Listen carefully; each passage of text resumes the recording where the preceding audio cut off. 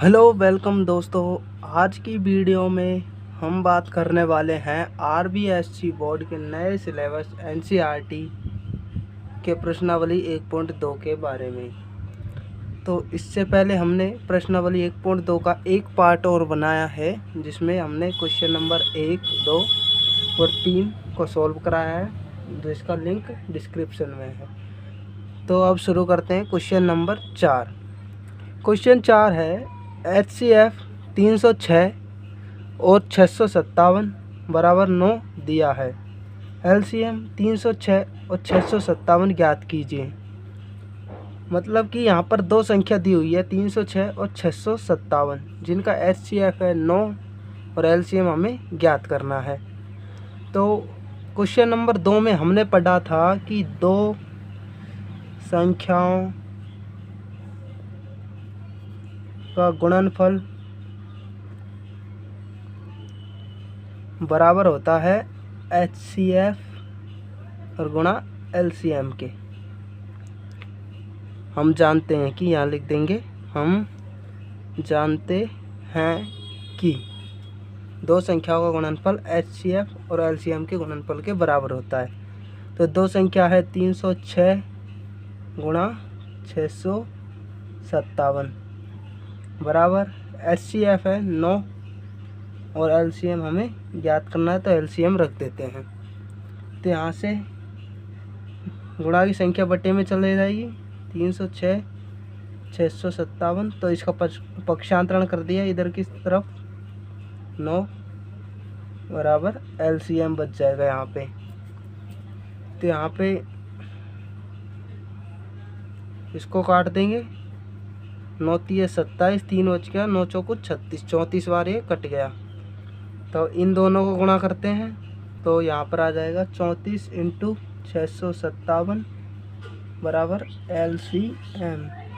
अब इनको गुणा कर लेंगे, तो यहाँ पर गुणा करते हैं। चलो, तो यहाँ पर गुणा करने पर इनको आया 22,338 बराबर LCM। अतः LCM बराबर 2338 आंसर, यही हमें ज्ञात करना है। क्वेश्चन 5 है हमारा, जांच कीजिए कि क्या किसी प्राकृत संख्या n के लिए संख्या 6 की पावर n अंक 0 पर समाप्त हो सकती है। तो हमें ये जांच करना है कि कोई प्राकृत संख्या के लिए जो संख्या है 6 की पावर n वो 0 पर समाप्त हो सकती है या नहीं। तो इसके लिए पहले इसका कॉन्सेप्ट समझते हैं। तो यहाँ पर हम लेते हैं, कोई भी संख्या लेते हैं जो 0 पर समाप्त होती है, जैसे 10, 20, 100। अब हम इनका अभाज्य गुणनखंड करते हैं। तो इसका अभाज्य गुणनखंड करेंगे 2, तो 5 बार, 5 एक बार। इसका करते हैं 2 की पावर 10 बार भाग गया, और 2 का भाग देंगे 5 बार, 5 का एक बार। चलो 2 0 वाले का करते हैं, 2 का भाग देंगे 50 बार जाएगा, 2 का भाग 25 बार, 5 का भाग 5 बार, 5 का भाग एक बार। तो हम यहाँ पर देखते हैं कि जिन संख्याओं का जो संख्या 0 पर समाप्त होती है उनका अभाज्य गुणनखंड में 2 और 5 का जोड़ा होता है। इसमें भी देख सकते हैं हम, इसमें भी, यहाँ पर भी 2 और 5 का जोड़ा है, यहाँ पर भी ये 2 0 है, तो इसमें 2 जोड़े हो गए 2 और 5 के। तो इससे हम कह सकते हैं कि अब हमारा यहाँ से आंसर स्टार्ट होता है इस क्वेश्चन का। तो यहाँ पर हमें लिखना है, हम जानते हैं कि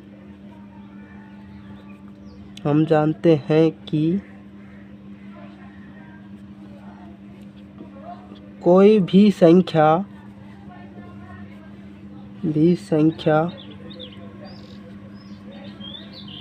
जो अंक 0 पर समाप्त होती है उसके अभाज्य गुणनखंड अभाज्य गुणनखंड में 2 और 5 का जोड़ा होता है। अभी हमने देखा तो इसके अनुसार हम लिख सकते हैं कि हम जानते हैं कि कोई भी संख्या जो अंक 0 पर समाप्त होती है उसके अभाज्य गुणनखंड में 2 और 5 का जोड़ा होता है। तो हमें दे रखी है कौन सी संख्या, 6 की पावर n। तो 6 की पावर n। अब हम यहाँ 6 का अभाज्य गुणनखंड करते हैं, हो जाएगा 2 × 3 और इसकी पावर n है तो इनकी पावर भी n लगा देंगे और यहाँ से ये हो जाएगा 2 की पावर n गुणा 3 की पावर n। अब यहाँ हम देखते हैं कि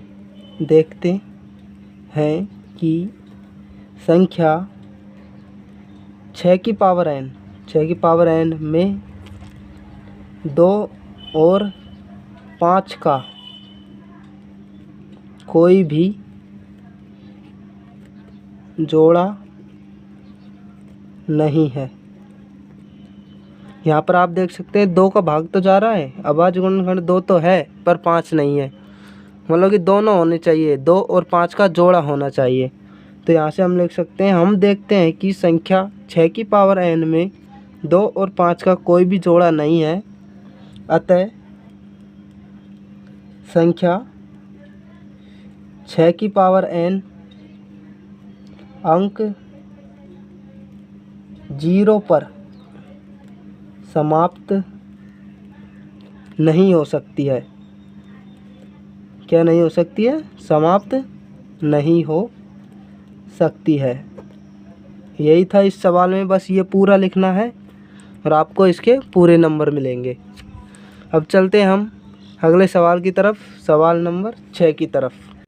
सवाल नंबर 6 है, व्याख्या कीजिए कि 7 × 11 × 13 + 13 और 7 × 6 × 5 × 4 × 3 × 2 × 1 + 5 भाज्य संख्याएं क्यों है। तो हमें यहाँ पर 2 संख्या दे रखी है, एक ये और एक ये। तो हमें बताना है कि ये भाज्य संख्या क्यों है। तो पहले हम भाज्य संख्या की परिभाषा लिखते हैं। तो भाज्य संख्या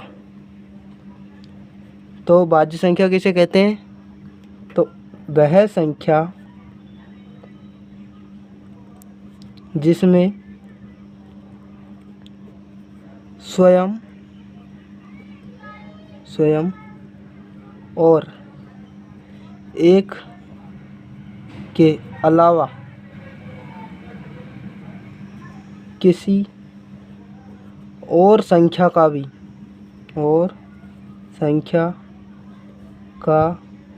भी भाग जाता है उसे भाज्य संख्या कहते हैं।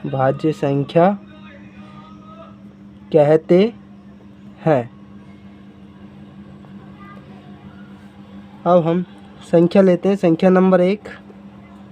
तो संख्या 1 है 7 × 11 × 13 + 13। अब हम इसे सरल करते हैं तो यहाँ भी 13 है, यहाँ भी 13 है, तो हम 13 कॉमन ले लेंगे। तो यहाँ 7 का 7, 11 11 गुणा 13 कॉमन लिया तो 1 और +1, इसे काट देते हैं। तो अब इसे और सरल करते हैं तो 13 7 × 11 एकम 11 +1। तो हम देख सकते हैं कि इस संख्या में इसका पूरा का भाग भी जा रहा है, 1 का भाग भी जा रहा है और इसके अलावा 13 का भाग भी पूरा जा रहा है, क्योंकि यहाँ से 13 का भाग देंगे तो 13 से 13 कट जाएगा। अतः हम कह सकते हैं कि चूँकि संख्या 7 × 11 × 13 + 13 ये संख्या आ गई यहाँ पर, में स्वयं और एक के अलावा 13 का भी भाग जा रहा है। अतः यह एक भाज्य संख्या है। ये क्या हो गई? भाज्य संख्या। चलो अब दूसरी संख्या को हल करते हैं ऐसे ही।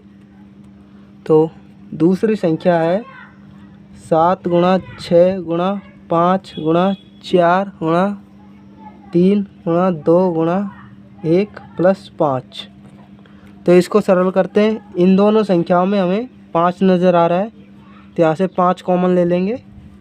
तो ये बच जाएगा 7 × 6, 5 का भाग दिया एक बार, 4 3 2 1 प्लस ये 5 का भाग देंगे तो 1 बच जाएगा। यहाँ से फिर दोबारा सरल करेंगे इसे। 7 6 एकम 6, 4 3 × 2 × 1 प्लस 1। तो हम यहाँ से देख सकते हैं कि इस संख्या में इसका भाग भी जा रहा है, पूरे का 1 का भाग भी जा रहा है, और यहाँ पर 5 का भाग भी जा रहा है। तो हम यहाँ पर लिखेंगे चूँकि संख्या 7 × 6 × 5 × 4 × 3 × 2 प्लस × 1 प्लस 5 में स्वयं और एक के अलावा 5 का भी भाग जा रहा है। अतः यह संख्या क्या होगी? भाज्य संख्या। यह संख्या भाज्य संख्या है। यह संख्या भाज्य संख्या है। अब चलते हैं सवाल नंबर 7 की तरफ। 7वां क्वेश्चन है, किसी खेल के मैदान के चारों ओर वृत्ताकार पथ है। इस मैदान का एक चक्कर लगाने में सोनिया को 18 मिनट लगते हैं, जबकि इस मैदान का एक चक्कर लगाने में रवि को 12 मिनट लगते हैं। मान लीजिए वे दोनों एक ही स्थान और एक ही समय पर चलना प्रारंभ करके एक ही दिशा में चलते हैं, तो कितने समय बाद वे पुनः प्रारंभिक स्थान पर मिलेंगे? इतना बड़ा क्वेश्चन, कोई बात नहीं, जितना बड़ा ये क्वेश्चन है उतना ही छोटा इसका आंसर है। तो देखते हैं। तो जब कभी भी आपके पास इस प्रकार का सवाल आता है, कोई भी पथ है उसमें 2 लोग चलते हैं, तो वे कितने समय बाद पुनः उसी स्थान पर मिलेंगे? तो इसके लिए हमें क्या करना है कि जो ये दे रखा है समय 18 मिनट और 12 मिनट, उनका लैसे करना है। तो लैसे मतलब LCM, और LCM करना आप जानते ही होंगे। तो LCM 2 तरीके से कर सकते हैं। पहला, दोनों को एक साथ कर सकते हैं या अलग अलग भी कर सकते हैं। तो मैं अलग अलग कर रहा हूँ, जैसे हमने पिछले सवालों में किया है। 18 और ये 12। तो यहाँ पर 2 का भाग दिया 9, 3 का भाग दिया 3, 3 का भाग दिया एक बार, 12 में भाग दिया 2 का 6 बार, 2 का 3 बार, 3 का 1 बार। तो यहाँ पर LCM ज्ञात करना है हमें। तो LCM के लिए हम सबको ही लेंगे और जिस लाइन में अधिक बार है उतनी बार लेंगे। तो 2 कितनी बार अधिक बार? इसमें 2, तो 2 बार लेंगे। 3 कितनी बार अधिक बार? 2 बार, तो 3 को भी 2 बार लेंगे। तो यहाँ से इन्हें गुणा करेंगे। 3 3 9, दूनी 18, दूनी 36। तो अतः यहाँ लिखेंगे, अतः वे पुनः प्रारंभिक स्थान पर 36 मिनट बाद मिलेंगे। तो आता है वे पुनः प्रारंभिक स्थान पर 36 मिनट बाद मिलेंगे।